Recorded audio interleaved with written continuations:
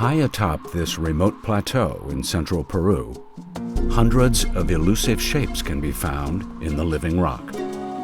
Some are recognizable faces or animals. They even have names.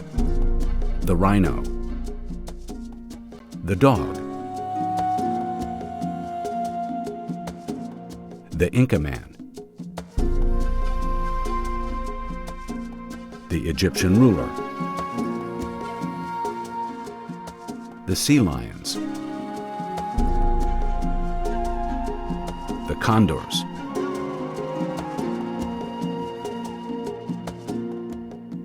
the griffin.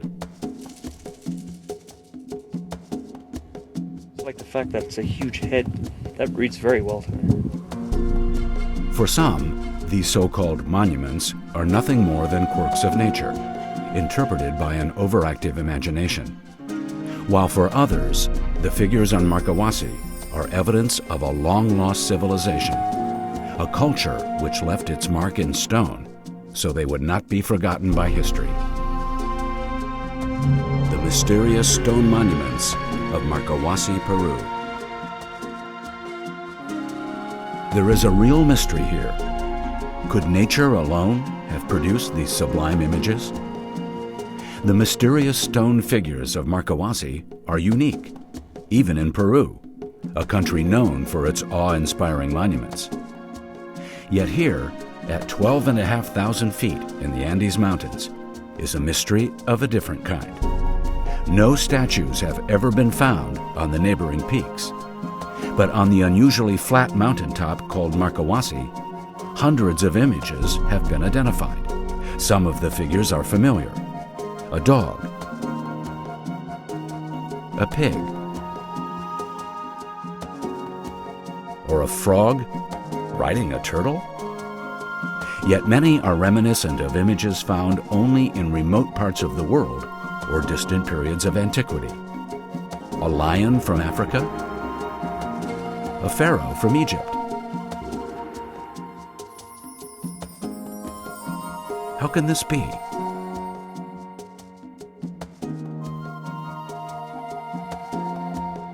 To get to the bottom of this mystery, a team of researchers has gathered the best knowledge and resources available about this site, which was virtually unknown to the English-speaking world a decade ago.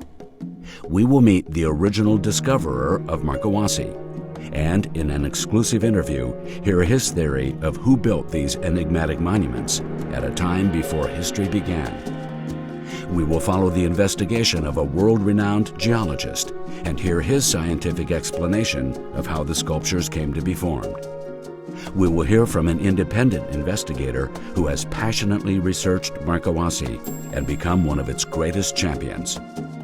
We'll watch as a preeminent Peruvian archaeologist explores the Incan burial chambers found on the highest promontory of Markawasi. And we'll meet a high-stakes commodities trader from Chicago who has excavated a hidden cave on the western banks of the plateau to find out if the legend of Saxticuri is true. Computer graphics will aid in the analysis of these ephemeral figures by enhancing without changing the mysterious forms. Perhaps the time has come for Markawasi to reveal its secrets. It's a large monster, huge head with a snout at the front, a very large beady eye, a very large mouth with probably some big teeth sticking out. In his professional life, Peter Schneider is an internationally known radio personality. His broadcasts have examined many of Peru's ancient mysteries, including a 20-year investigation of Markawasi. The Markawasi Plateau is about 3 kilometers long and 1 kilometer wide. As you walk around, you see all these figures, small ones, large ones, some 10 feet high, some 20, some 30 feet high, and they're all spread around randomly. So you could come across a sphinx, then you would come across an animal just 10 or 20 feet away, and then you would go around the corner and find another animal, or you'd find a head of a human being. So all the statues, or all the figures, which are well over 200, are all concentrated on the plateau. Perhaps the most famous of all the statues is called the Monument or Head of Humanity. It stands 85 feet high, and it is claimed that several races of man are visible in this one gigantic statue. On its western side, 3 distinct races have been identified. A Caucasian man faces right. A Semitic man with prominent nose and deep-set eyes faces left.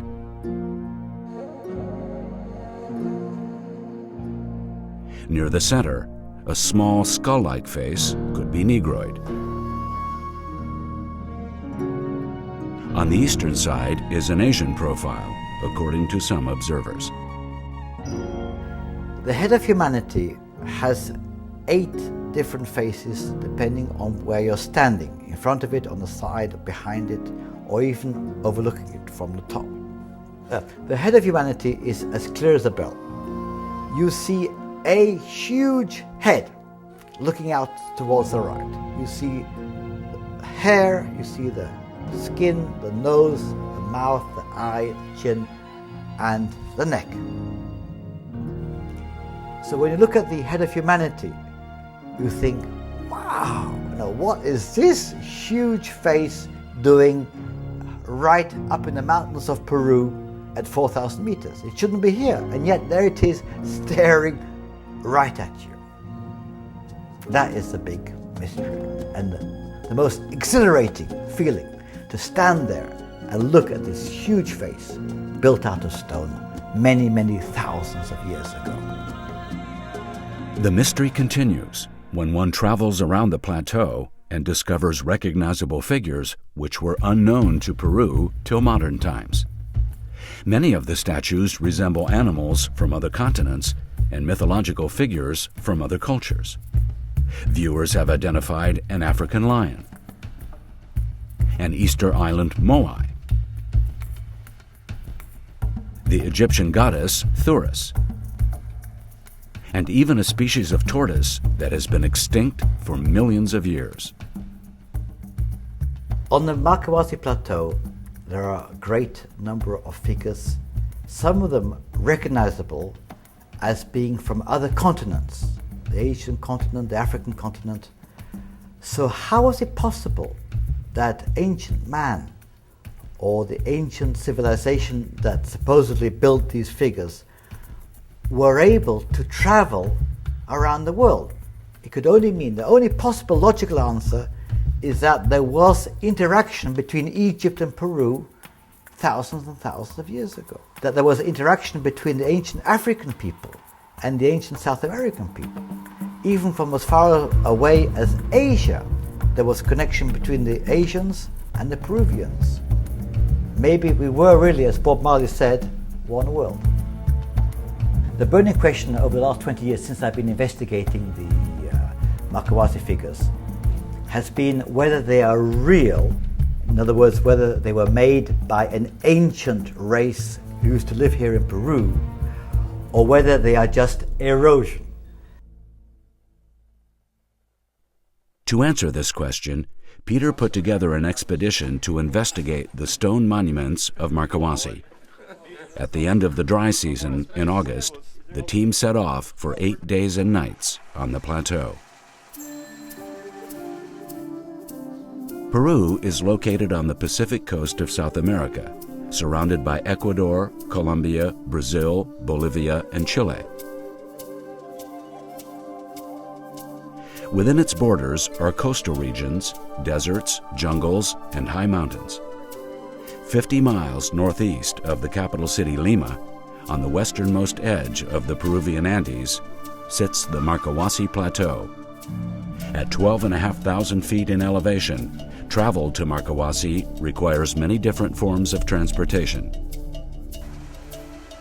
The first leg of the journey, from Lima to Chosica, was a fairly luxurious ride through the countryside. At the bustling town of Chosica, the comfortable tour bus had to be exchanged for a more rugged vehicle better suited to negotiate the narrow roads and switchbacks that wind their way up the mighty Andes Mountains. The final destination, before reaching the summit of Markawasi, was the small town of San Pedro de Casta. The little village of San Pedro de Casta, which has 1,300 inhabitants, is at 3,200 meters above sea level, and the road ends there. So if you go there, you will get off the bus at that point. And from there onwards, it's either on foot, on donkey, or on a horse. In San Pedro de Casta, it's your last chance to get a shower, to get a loaf of bread from the local bakery, and that's your last stop before the adventure begins. After an arduous 5-hour drive from Lima, the weary travelers were greeted with a joyous festival celebrating their arrival and the opening of a new bakery.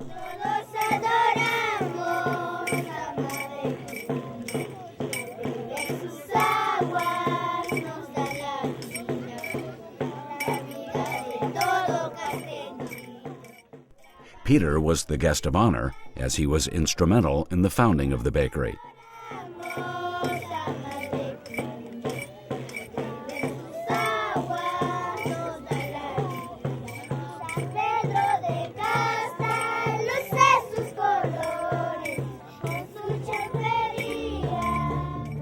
The team got a good night's rest and began preparations to ascend the remaining 3,000 feet.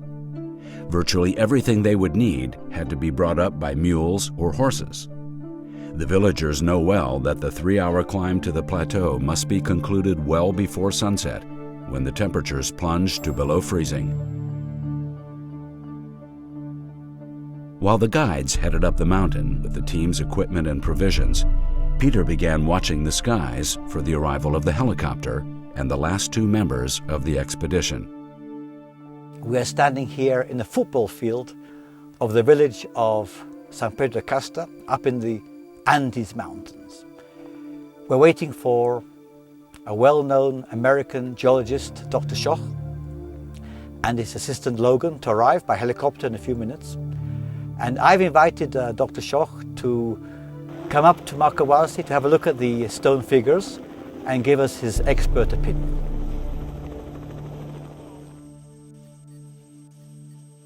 Peter greeted Dr. Robert Schoch, a geologist from Boston University, and his assistant Logan.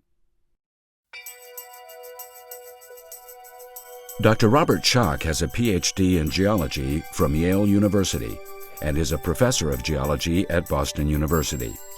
He is perhaps best known for his research on the weathering of the Great Sphinx of Egypt and his conclusion that the Sphinx could be thousands of years older than history tells us, based on an analysis of the erosion.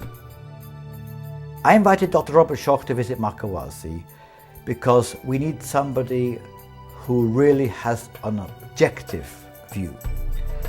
And Dr. Robert Schoch has a worldwide reputation. He's a geologist and is an expert in ancient stones. So Dr. Schoch is absolutely the perfect person to tell us whether Markawasi is real or if it's just nature.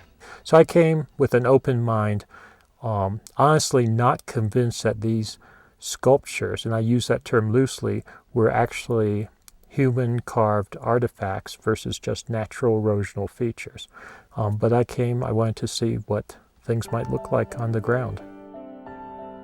In order to better understand the Markawasi mystery, we must meet the man credited with its discovery, a Peruvian archaeologist named Xavier Russo. This rare interview was filmed at his home in Cuernavaca, Mexico, when Dr. Russo was 91 years old. His wife Carola translates what was to be his last interview. This is the first picture that he saw of Markawasi in his friend's house. Finally, his friend gave the picture to him and he decided to organize an expedition. While Russo is often credited with the discovery of Markawasi, its mysterious origins go back half a century before. It all started with the vision of Peruvian scholar Pedro Astete.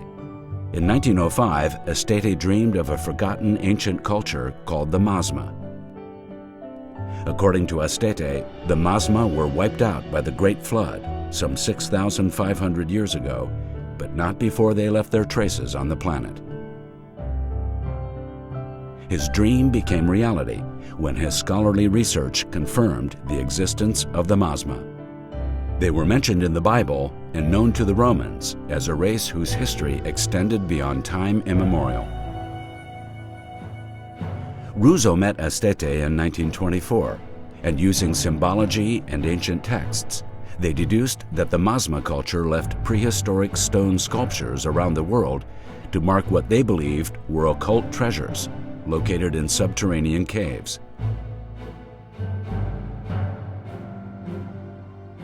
For the rest of his life, Russo searched the world for evidence of the Mazma culture and the occult treasure that they left behind.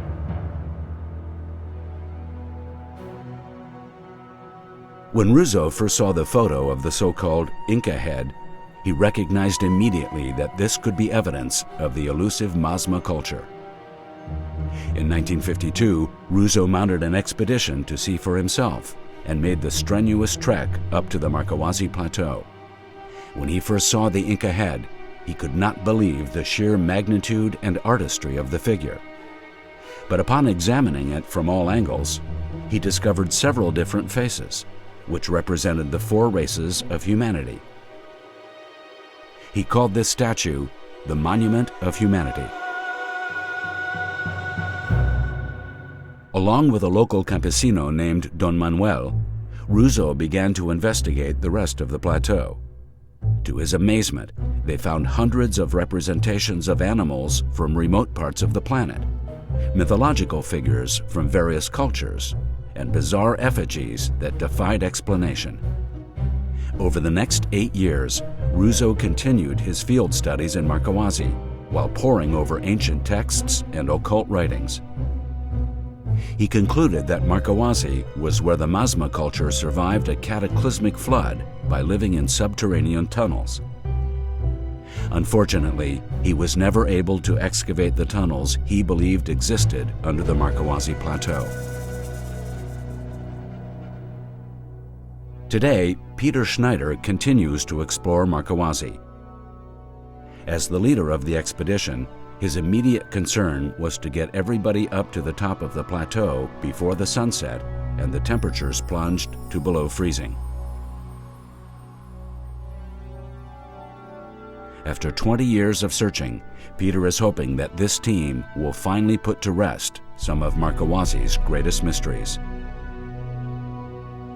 Coming up to Markawasi, we approached it by horse in the afternoon, late afternoon, so we came up the northern end and approached initially what has sometimes been called the Inca head, other times has been called things like the Monument to Humanity, a huge, I'll use the term loosely, stone sculpture. And that was the first of these, using the term loosely, sculptures or artifacts that I saw. Honestly, I didn't know what to think of it. It was late. We were all tired, but it looked pretty interesting. Take a look at it here. There's supposed to be a face on the left, a face on the right. There's like a little face there, another face there. They're supposed to represent a lot of different cultures. So yeah, let's go here and look and continue. Oh yeah, here you see it even better actually, don't you? Right in here. Looks very nice. Look at that. You can see the face on the right side. You can see, oh, look at the huge nose. Well, especially on the face to the way right, it does seem like there's a natural fault line accentuated along the cheekbone, and someone may have just gone in there and chipped out, like you were talking about earlier, with tools to accentuate a nose shape. I see what you mean, working along that natural weak zone and just taking it right off. And if someone saw that shape and said this is starting to look like a face, but they wanted to really make it look more like a face, that would be the natural thing to do. What are the chances that a rock could weather in that sort of pattern along those, right, with a nose and a mouth and what seems to be a chin? Certainly you don't see something like that on a regular basis. On the other hand, we do see things like in America, the things that they will call the old man in the mountain, that everyone agrees is a natural feature, but looks a lot like a human face. If this is absolutely natural without any artificiality, without any retouching to it, it's still incredibly unusual. I mean, there seems to be a face there, in my opinion, whether it's totally natural or if it's a combination of natural with some artificial retouching. Now, why do you see this coloration difference right around the area that looks carved, or See, I think that that's could be carved? I think that's very important in this case, because that different coloration to me looks like it means that rock is fresher. It's been exposed more recently. I mean, that is still a very old surface. So even if this was occurring by some kind of human intervention, it's hard for me to estimate without more data, without more comparative analysis here. But I would think we're talking at least hundreds, if not thousands of years ago. So I think we're talking old, either way. So, Dr. Shaw, have you had a chance to Well, look at the statue here? it's been nice. I've spent the morning and early afternoon really getting a feel for the northern area of the plateau Good. here. I mean, I look at this, and you know, it doesn't take that much imagination to see a face, a profile of a face on the right side, another profile of a face on the left side, I think I see. Yes, that's correct, yeah. And then, as we walk around, we're going to find more faces. Yeah. Over the next few days, Peter shows Dr. Schock and the team some of the other Look at images this, that guys. Markawasi has to offer. Look at this here. The prophet. We have in front of us the most majestic of all the figures here in Markawasi. We have a human head, a male figure, and very clearly you see his eyes and the pupil of his eyes. His eyes are open. You see a long Roman nose. As you look down, you see his beard. This is an old man. You can see the wrinkles on his face. Then you can see the hairline. You can see his whole head. And he's wearing some kind of a headband around the top of his head, which is very clear. And he has a ponytail. You can actually see the hair tied up in a ponytail on the back of his head. He's looking out over the valley. While Peter is very familiar with the faces and figures, having studied them for 20 years, Schock remains committed to an objective examination of the geological features of Markawasi. If these images are representative of diverse world cultures, it would seem to support Russo's theory of an ancient civilization that was capable of world travel. What is at stake? Peter thinks it may be time to rewrite the history books. But is he right? And will Schock be able to supply the answer?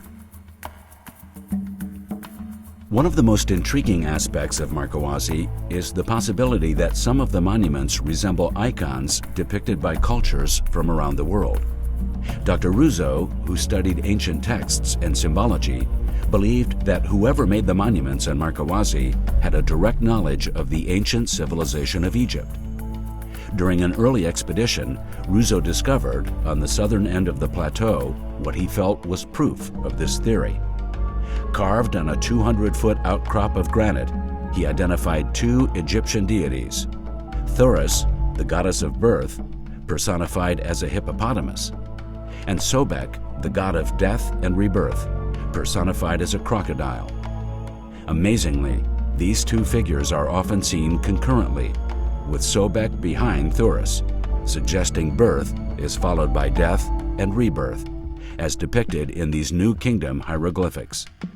Well, you could say it's the Egyptian goddess Thoris, god of fertility. Well, we see some ears sticking out at the back, at the top. Then we see the face with a little kind of an eye and a long snout and a large, huge mouth, really. Right, exactly. Then there's a whole body which is kind of pregnant, right? Because she must be pregnant. The pregnant hippo often represent the goddess of fertility. Behind the hippo figure, we see a crocodile figure. Can you see that? Yeah, I do. Right behind there. And Russo associates this crocodile figure with Sobek.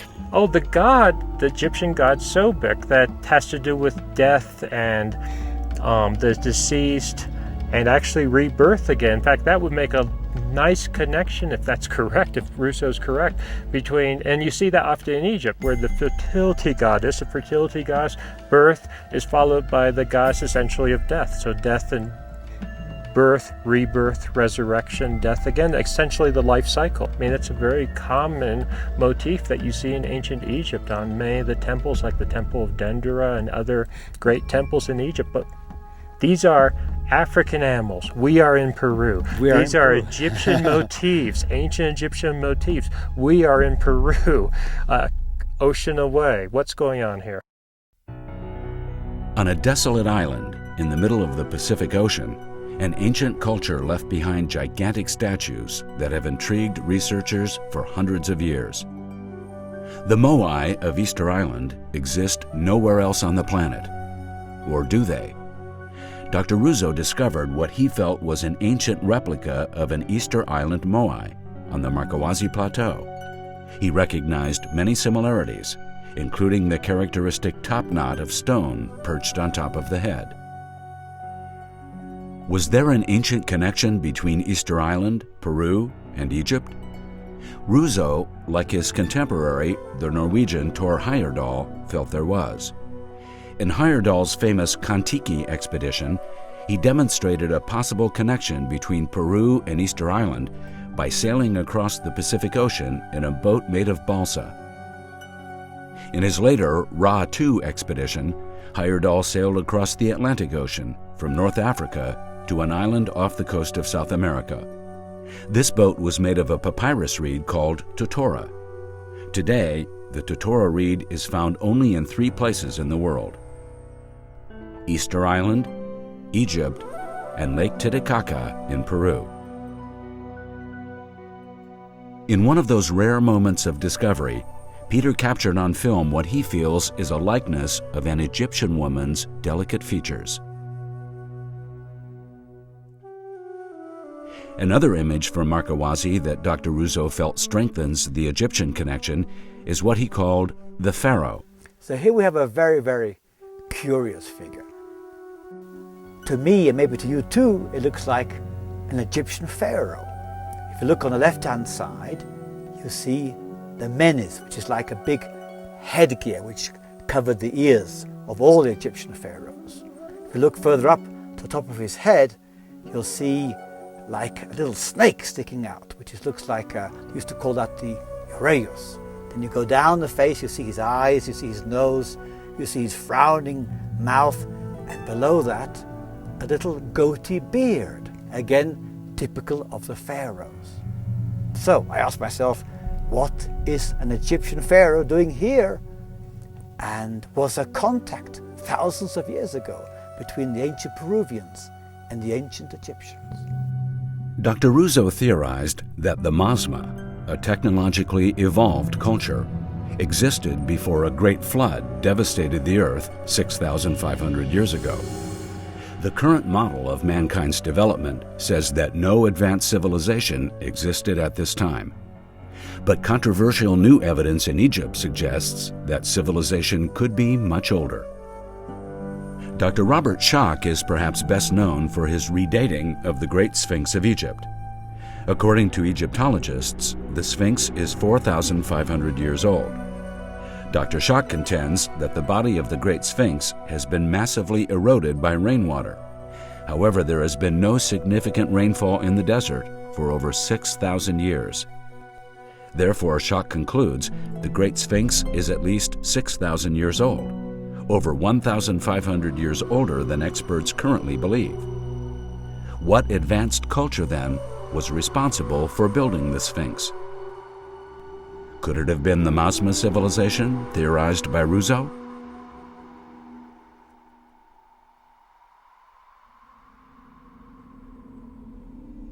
Well, we've seen several African animals here on the plateau of Markawasi, but now I have something very special for you. Okay.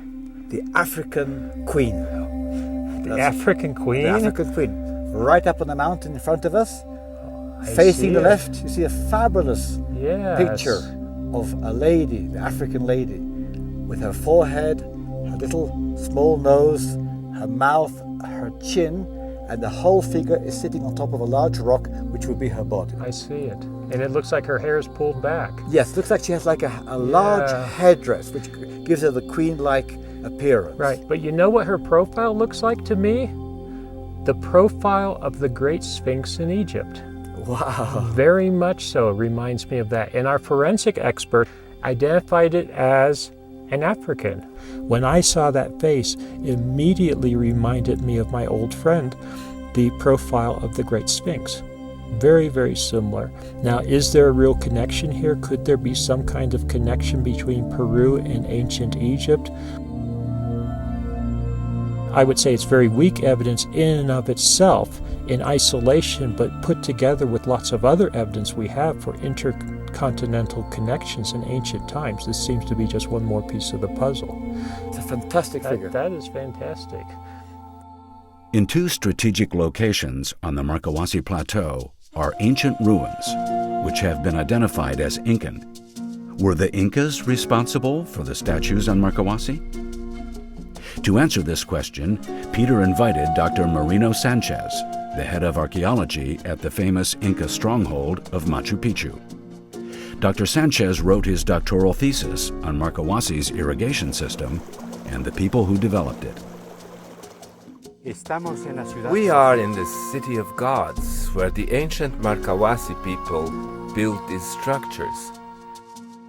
They made them in these high places, and their dead were buried in these buildings called chulpas. All of these chulpas have been constructed in a very simple manner. They have stone roofs, but if we use a compass, we see the sun is rising from there. It will enter the windows and energize the dead. For us they are dead, but for the ancients they were living beings, the spirits who watched over the people of the city. According to Dr. Sanchez, these people were not the Incas, but predecessors of the Incas called Walalo Carwincho, who subdivided into the Markawasi culture around 800 AD.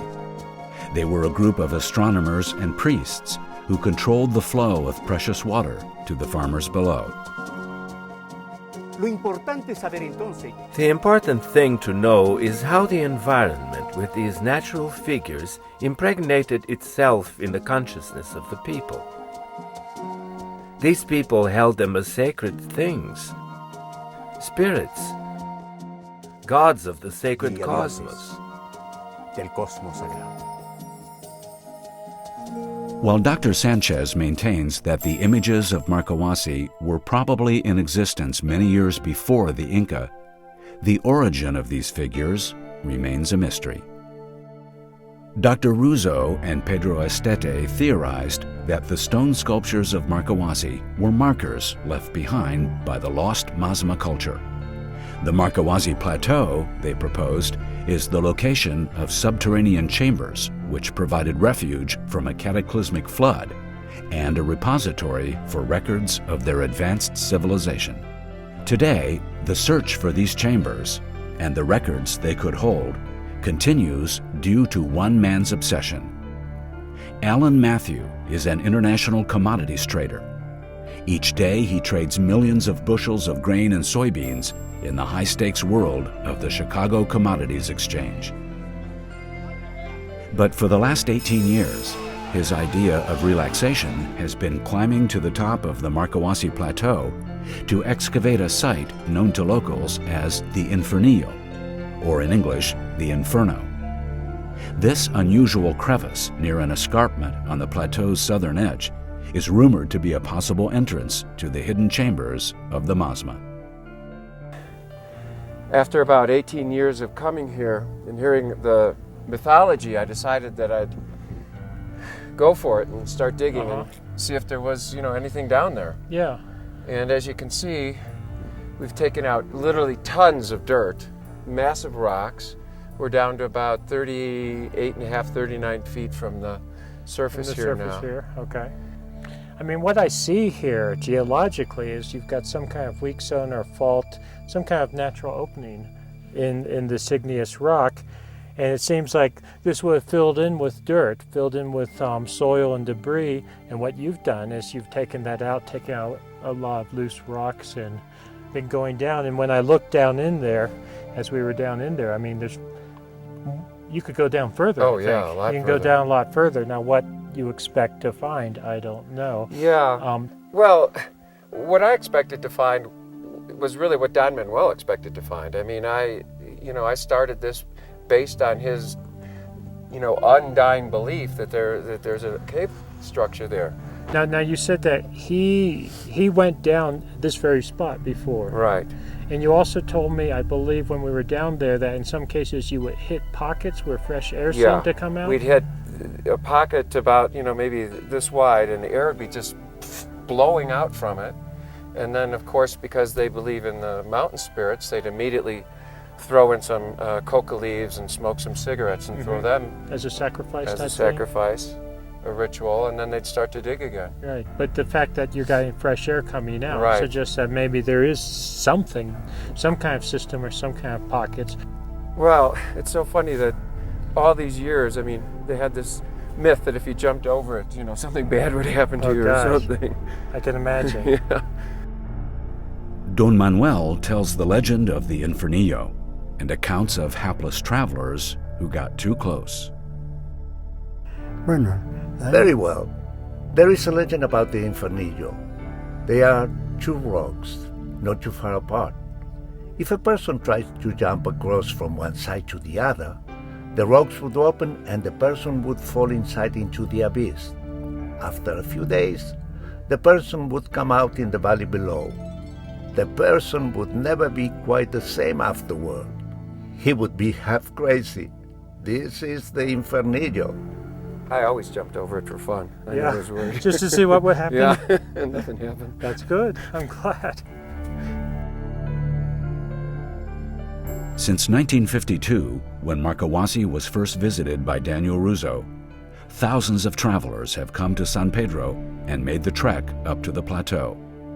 Sure, working here with the organization, I've gotten the opportunity to go visit several of the villages in the area and even visit some of the ruins, because most of the villages have neighboring Inca ruins, and I haven't seen anything like Markawasi anywhere in Peru for that matter. With so many different animals and faces and seemingly sculpted rocks appearing up there, it just seems like there's too many of them to sort of rule out the possibility that they were sculpted at one point in time. I'm not sure if some civilization create these figures on the plateau in Markawasi, but I'm sure this place is sacred for these people. And the first time that I came here, for me was the same, sacred. In addition to the claims of lost cultures and gigantic stone monuments, there are purported healing energies said to emanate from the plateau itself. High atop a granite outcrop overlooking an ancient lagoon, there is a cross etched in stone. It has also been claimed that the center of this cross marks a vortex of telluric energies, which can be detected with dowsing rods. Dowsing rods are simple tools that are said to amplify various earth energies otherwise too subtle to detect. The team tested this theory using simple dowsing rods made with coat hangers. The results were compelling. I'm a little past. Your spine's right on it. Yeah, my spine's right on it. People who have lain on the cross, with their head at the north and their feet at the south, have reported experiences ranging from mystical visions to miraculous healings. Oh my God. Oh, wow. Where'd you go? Through some dimensional thing, whatever. But I didn't know where I was here when I woke up. I didn't have a clue. It's called the Healing Cross. I can't really comment as a geologist whether it has any healing powers or not, but what I do find interesting is that when I pull out my compass and compare the coordinates of the compass to the cross, this cross is very precisely aligned north, south, east, west. So someone was really paying attention to what they were doing when they were scraping this cross, I would guess several hundred years ago. Peter explains what happened to his friend Carlos Seclen after a debilitating car accident left him unable to walk. He couldn't move, he was in traction, and the doctors couldn't do anything for him at all. So in the end, he asked his friends to carry him up here on a stretcher, and they literally carried him all the way here, and they left him on this cross here. And he was up here for about 3 months. For 3 months he didn't come down. But when he came down walking. Perhaps one of the most bizarre images Russo identified on Markawasi is the one he placed on the cover of his book, a pair of figures he calls the astronauts. Well, we're going to have to use our imagination a little bit here, Dr. Shaw. Okay. When Russo arrived at this very spot where we're sitting right at the moment, he saw two extraordinary beings. They could be called astronauts. Astronauts. Astronauts from the future. Wow. And if you look carefully, you'll see two beings lying against the large rock on the left-hand side. The further one away, you see a very large helmet, or a man wearing a helmet, shall I say. Right. The large body, one single piece of rock, a large body wearing a astronaut suit, and then his two legs below there, in a different shade. Coming forward a little bit on the left-hand side, you see another astronaut facing the same direction. They're both facing towards us here. Right. He has a more complex structure. He has his arms, he has a very large helmet, he has a head on top, and he's looking towards us. And there they are, the two astronauts. Yeah, it's like the old is looking that way, the new is looking this way in this case. Yes, very good. They're facing each other. That's right. I mean, that hippo from ancient seems to times. be from ancient Egyptian times, or at least it looks like that type of motif. Astronauts are completely incompatible with that. I mean, we're talking thousands of years difference. I mean, I don't understand this at all. The ancient and the modern. Ancient and the modern. But if these are ancient sculptures, how can we have the ancient and the modern? If they're ancient sculptures, to think that we've got things from Egypt when we're sitting in Peru at close to 13,000 feet, that's incredible enough. But to now tell me that we're seeing astronauts here, that's beyond like belief. Beyond belief. Beyond belief. Yeah, where are we sitting here? I mean, it seems like this is a very comfortable place to just sit. It is, absolutely. No, definitely the ancient builders of this place took into consideration that people wanted to look at their works of art, and they put these little seats all over the place so we can sit comfortably. So we can sit comfortably, enjoy the view. I like that. Well, all the figures here on the Markawasi Plateau are either facing out over the valley, or they're facing directly towards you, or to the left or to the right. But right here where we are, we have a most extraordinary figure facing up towards the sky. Oh, it's looking straight up. Looking straight up, yeah. We see a huge head. In fact, we see the whole body, starting with the head on the left-hand side, with an open eye, a prominent nose, closed mouth, with the lips closed. I can see that. Then we have the chin there coming up after the mouth. Right. And then we have kind of like a small neck, very short neck, and then the whole body which stretches out to the right-hand side to where his feet would be. And he could have what we call a headdress. It looks like, some people say, look at this figure, he's wearing some kind of a headdress. Oh, on the very left there. Yeah, well like where his head is. Right. There's something on his head. Right, I see what you mean. Not necessarily hair. But looking straight up.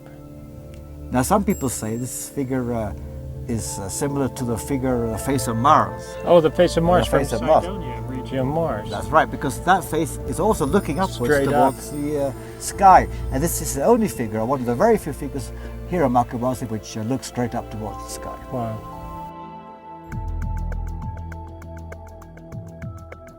The ability to see figures and faces in nature has fascinated artists and mystics from the earliest times. Familiar images, like the presidential faces, which adorn Mount Rushmore in South Dakota, are clearly man-made. But the source of images, like the Old Man of the Mountain in New Hampshire, are less obvious. Figures like these have been detected in cliffs and promontories all over the world, yet their genesis is often a complete mystery. One explanation for these impressions in nature, found in such abundance at Markawasi, is the interplay between the human mind and nature itself. This phenomenon is known as simulacrum. According to Cambridge scholar John Michell, we are programmed at birth to recognize the human face. In fact, a child's first drawing is often a human face, and as we continue through life, we see our own image and animal images reflected in the world around us. He claims this is a natural function of human consciousness. Furthermore, he believes there is a corresponding tendency in nature to manifest repeatedly certain basic designs, including human and animal forms. In other words, people are hardwired to see human and animal images in nature, and nature is predisposed to repeat certain basic forms and designs, of which we are one. Taking it one step further, Michel has found many examples of simulacra where the image seems to embody the spirit of the surrounding landscape. The Romans referred to this as the genius loci, or spirit of the place. This image from Armenia is said to represent the martyr, Saint Vartan, who was killed in battle near this location. The delicate features of this Welsh maiden were found in the mountains of North Wales, near the quaint town of Bedgallert. Could the monument of humanity be the genius loci of Markawasi? Could the entire Markawasi Plateau be the genius loci of the human race? Some believe that the statues on Markawasi were made by the hand of man. Inside this head we have a big, large, beady eye. Others feel that they are the product of nature itself, interpreted by the human mind. Another possibility is suggested by Xavier Russo, the grandson of Daniel Russo. He explains how nature may have provided the basic form, and that man later modified it. The artist that made Markawasi wanted to finish the work that nature began. Finishing the work of nature does not mean to redo it, nor does it mean to sculpt all the stones. They only needed to give some fundamental touches, like with the monument to humanity. It is so big that you only have to touch it a bit to represent what it is. It would be wrong to say that all of the stones have been sculpted. There are many that are simply natural. But that is what is so special about Markawasi. It's a mountain that is full of natural figures, that has special shapes, that is sacred. It's truly magic. Xavier Russo is an artist living in Lima, Peru. He carries on the traditions of his grandfather by incorporating themes of mythology and symbolism in his art. When I was 16, I went to Markawasi for the first time with my grandfather. He taught me to recognize mythology in the symbols there. So, working with my grandfather, I learned to see the universal symbols which represent the inner man, such as solar symbols, which I use in my art today. I am looking not for what is current, but what is eternal for the human being. Symbolism is everlasting, and Markawasi is a great book of symbols. When you walk there at night, you feel you are surrounded by a mystery, shapes that can take you to your unconscious mind, or can take you to the legends, or it can take you to the scenes of a millennial theater. One of Daniel Russo's greatest contributions to the study of Markawasi was to map the precise viewing spots and record the exact time and date when the statues are most clearly seen. As a result, he coined the term point-of-view statues. The explanation is very difficult because it depends on the light and the point of view. If the point of view changes, everything changes. The twilight shadows or the moonlight revealed carved on the stones countless interwoven figures that are invisible in daylight. Our mind tries to find a logical argument to explain this, but there is an air of suspense that leaves our mind naked and transports our souls to the past. The notion of point of view is well illustrated by this figure Russo called the fallen horse and rider. The locals call this figure El Caballo Caída, the fallen horse. And if you look carefully, you see what looks like a horse lying down on the ground. Okay. You have its feet at the back, you have its long body, like a U shape, and then its head towards us. Okay, so it's sort of facing us, or to the left. Yes, that's right. So we have the horse in a horse position, as if it was lying down on the ground. Okay. We have a horse's head with a large eye, about halfway up on the right-hand side, and its nostrils at the front, and it's like looks exhausted, looks absolutely exhausted. Right. Now let's go back a bit, and we can find behind the horse a rider. Do you mind if we move back for a second, Okay. Dr. Shook? Okay. And you'll where see am I going? About here's good. Here's quite good. Well, Dr. Russo reckons, and I think so as well, that the figure behind the horse on the other side there is the rider. So if we look from exactly this point of view, you see the rider riding on the horse. Oh, I see, because there's this line splitting the figure in half, and right beyond that line there's that structure that's the rider. Now if this is a horse that we're seeing in this structure, I mean that's very interesting, because horses did not come until the Spaniards. That's I mean, right. the native Incans and pre-Incans, before the Spaniards came, they didn't know about horses. They had no idea. In fact, they were frightened by the horses when they first came here. Right. And the horses didn't arrive here till the 16th century. Where do the horses originally Well, yeah, come they came from the Arabs and from Europe, of course, and then the Spaniards brought them over here. Correct, because here in Markawasi, one of the strange things is that you always have to be in the right spot, which means not only standing in the right spot, the right time of day, even the right time of year. Because if we came here, for example, in December or January, we wouldn't see anything at all. Wouldn't see anything at all. Nothing at all. Oh, that's interesting. That's right. interesting. Now, this is, as I understand it, this is a theory that was developed by Daniel Russo, Dr. Russo, when Dr. he Daniel worked Russo discovered Markawasi in 1952. He spent 8 years examining the statues, and this is one of his favorites here. This is one of his really? absolute favorites. Yeah. Wow, that's very neat. So we're following in the master's footsteps. Now, if we keep walking, Right. okay, so now if we keep walking, because I want to observe this, we keep walking, now it goes out of view again. Well, the horse is still there. The horse is still there, but the rider now is, is sort of offset and disappearing. From this simple ledge, the condors are seen.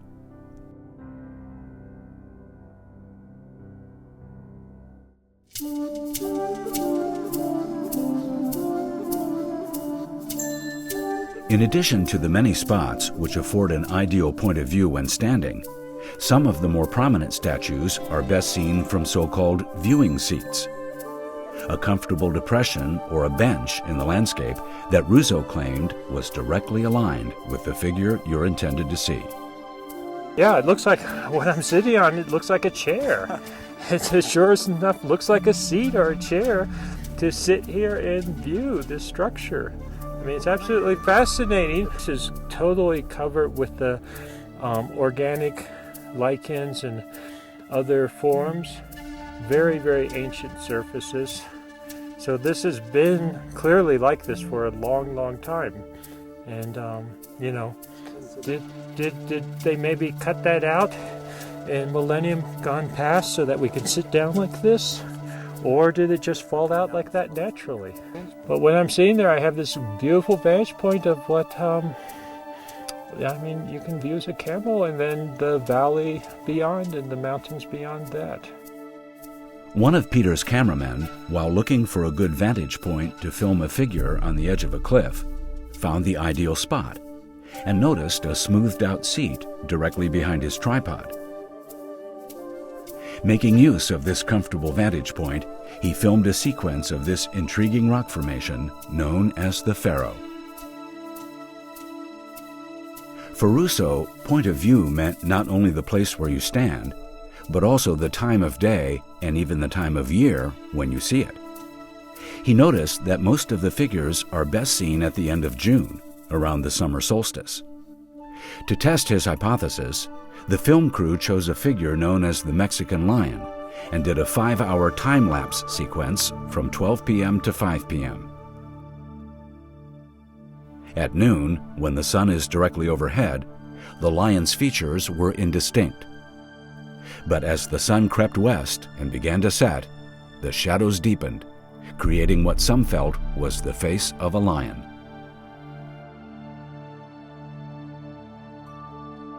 Nobody can go to Markawasi and be the same when you come down.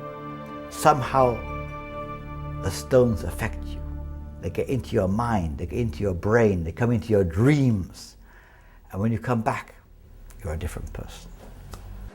As Daniel Russo said, the faces change or come alive at different times of the year as the light hits them in different angles.